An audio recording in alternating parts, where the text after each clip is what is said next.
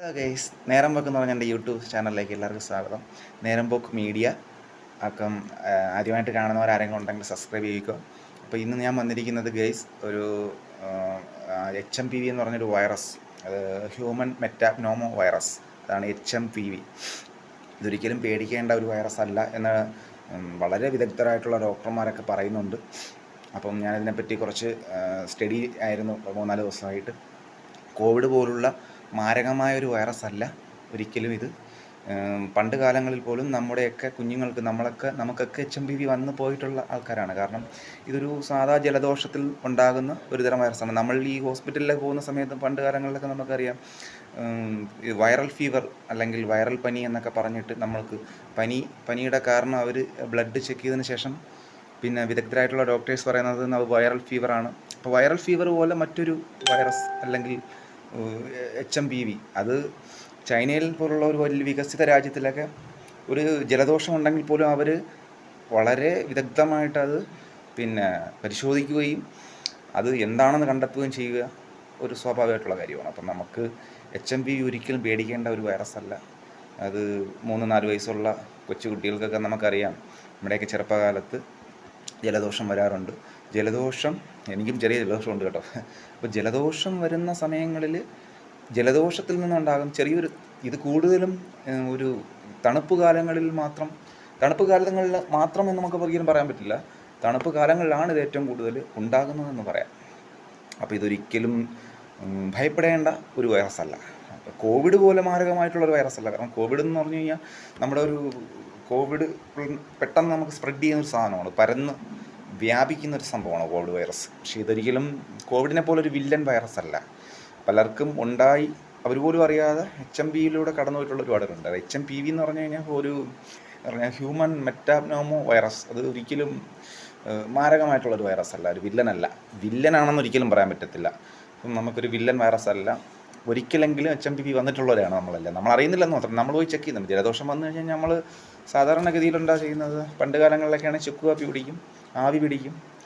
ഇപ്പം നമ്മുടെ ഈ ഇത്രയും വികസിതമായിട്ടുള്ളൊരു സംവിധാനത്തിൽ നമ്മൾ എന്തായാലും നമ്മൾ ആശുപത്രിയിൽ പോവുകയും മരുന്ന് കഴിക്കുകയും ഡോക്ടറിനെ കാണുകയൊക്കെയല്ലേ ചെയ്യുന്നത്. അപ്പോൾ എന്തെങ്കിലും ഉണ്ടെങ്കിൽ സ്വയം ചികിത്സ ആരും ചെയ്യരുത്.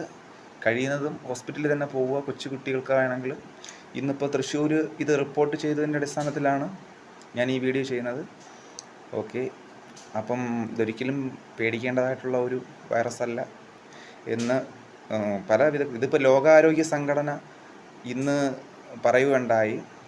ഇത് സാധാരണഗതിയിലുള്ള ഒരു വൈറസ് മാത്രമാണ്. വൈറസ് എന്ന് പറഞ്ഞാൽ ഇതിനെ പറയാൻ പറ്റത്തില്ല. വൈറസ് എന്നുള്ളൊരു നമുക്കറിയാം, പനി വരുമ്പോൾ നമ്മൾ പോകുമ്പോഴത്തേക്ക് വൈറൽ ഫീവർ എന്ന് പറയും. വൈറൽ ഫീവർ എന്ന് പറയുന്നതും അത് ശരിക്കും ഒരു വൈറസിനെ നമ്മൾ പറയുന്ന പോലെ തന്നെയാണ് വൈറൽ ഫീവർ. അപ്പോൾ വൈറൽ ഫീവർ എന്ന് പറയുന്നതിനെ അതിൻ്റെ മറ്റൊരു വാചകമാണ് ഇതേപോലെ ഈ സാധനവും. ഏതാ?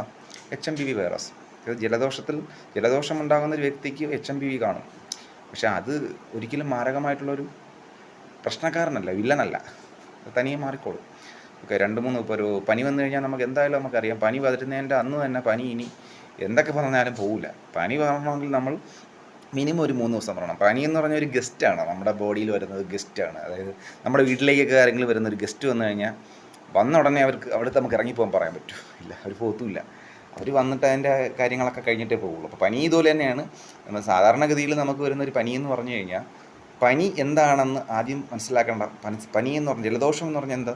നമ്മുടെ ബോഡി റിയാക്ട് ചെയ്യുകയാണ്. അതായത് നമ്മുടെ ഉള്ളിലുള്ള പൊടിയും മറ്റ് സാധനങ്ങളൊക്കെ പുറന്തള്ളുന്നൊരു സാധനമാണ് പനി എന്ന് പറഞ്ഞു കഴിഞ്ഞാൽ. അതാണ് ജലദോഷം എന്ന് പറഞ്ഞാൽ മെയിനായിട്ട്. അതാണ് നമ്മൾ തുമ്മുന്നത് എന്തിനാണ്? നമുക്ക് ഇനിയിപ്പോൾ തുമ്മാൻ പറ്റാത്ത ഒരു മനുഷ്യനെ സംബന്ധിച്ചിടത്തോളം ഒന്ന് ആലോചിക്കുക. ഒരു മനുഷ്യന് തുമ്മാൻ പറ്റുന്നില്ല. ഈ പൊടി എല്ലാം അവൻ്റെ ഉള്ളിൽ തന്നെ ഈ പൊടി കെട്ടിക്കിടക്കും.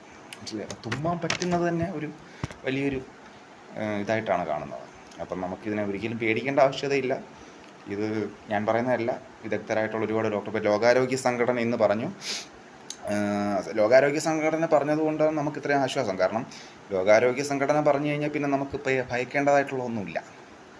അപ്പം HMPV ഒരിക്കലും ഒരു വില്ലനല്ല, ഭയക്കേണ്ടതില്ല. എല്ലാവരും ഹാപ്പി ആയിട്ടിരിക്കുക.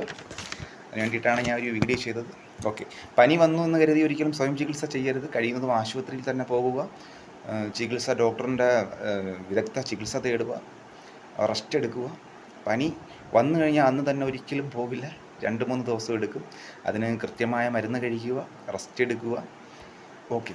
പൊടിപടലമുള്ള സ്ഥലത്ത് പൊടിയടിച്ചാലും നമുക്ക് ചിലർക്ക് പൊടി അലർജി കാണും, പലർക്കും പല രീതിയിലായിരിക്കും പനി വരുന്നത്. ചിലർക്ക് മഞ്ഞ് കൊണ്ടു കഴിഞ്ഞാൽ പനി വരും, തണുപ്പ് കാലങ്ങളിൽ പനി വരുന്നവരുണ്ട്, എന്നാൽ നല്ല ചൂട് കാലത്ത് പനി വരുന്നുണ്ട്. ഓരോരുത്തരുടെ ബോഡിയും ഓരോ രീതിയിലായിരിക്കുമല്ലേ നമ്മുടെ റിയാക്ട് ചെയ്യുന്നത്. അപ്പോൾ ഇതൊന്നും ഒരു ഇതല്ലല്ലോ. അപ്പം നമുക്ക് ഇതിനകത്ത് ഭയക്കേണ്ടതായിട്ടുള്ള ഒന്നുമില്ല.